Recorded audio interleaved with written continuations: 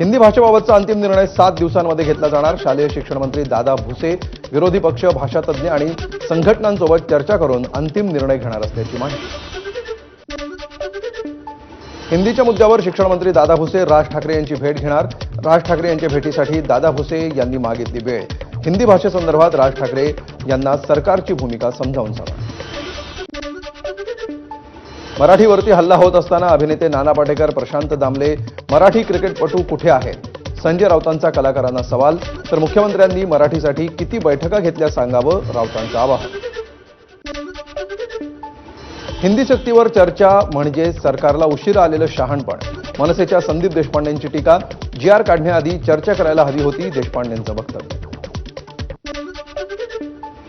हिंदी सक्तीवरून पुण्यातील मनसेचा आक्रमक पवित्रा. हिंदी सक्तीचा निर्णय रद्द करत नाही तोपर्यंत दादा भुसेंना पुण्यात येऊ देणार नाही. पुण्याचे मनसे शहराध्यक्ष साईनाथ बाबर यांचा इशारा. MMRDA कडून मेट्रो विस्तारासाठी 12,000 कोटींच्या 19 कंत्राटांना मंजुरी. वाहतूक व्यवस्थेच्या कायापालटासाठी ऐतिहासिक पाऊल.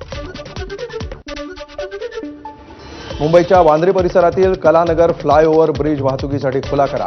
आमदार वरुण सरदेसाई यांची मागणी. VIP मंत्र्यांना वेळ मिळत नसल्यामुळे ब्रिजचं उद्घाटन रखडल्याचा सरदेसाईंचा आरोप. समृद्धी महामार्गाच्या आमने ते इगतपुरी टप्प्यामध्ये मोठमोठे खड्डे.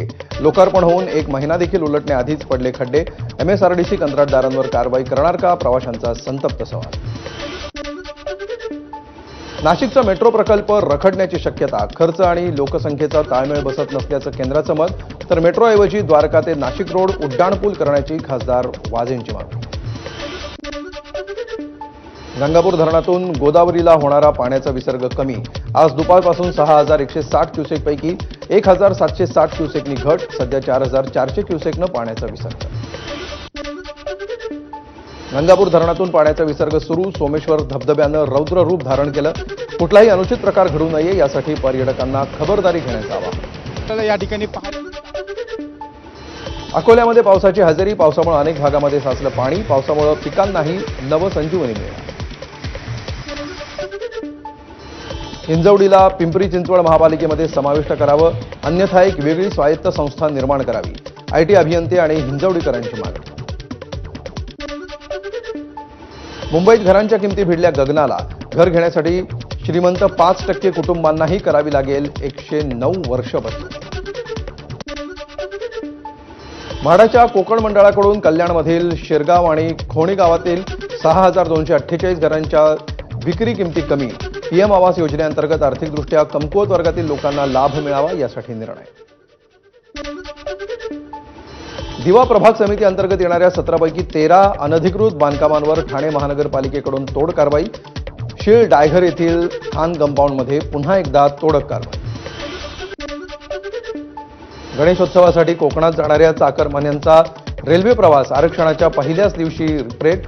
सोमवारी सकाळी 8 वाजता आरक्षण सुरू होताच कोकणातील सर्व प्रमुख गाड्यांची तिकीटं काही मिनिटातच फुल.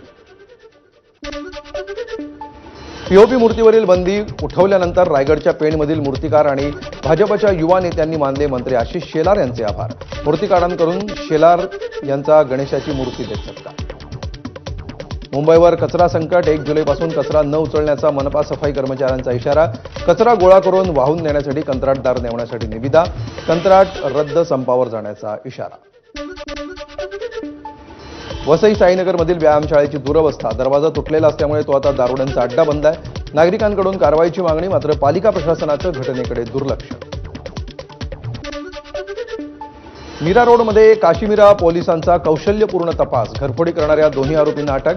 सोनं, कार आणि तिजोरीसह 40 लाखांचा मुद्देमाल जप्त. CCTV आणि गुप्त माहितीच्या आधारे पोलिसांची कारवाई.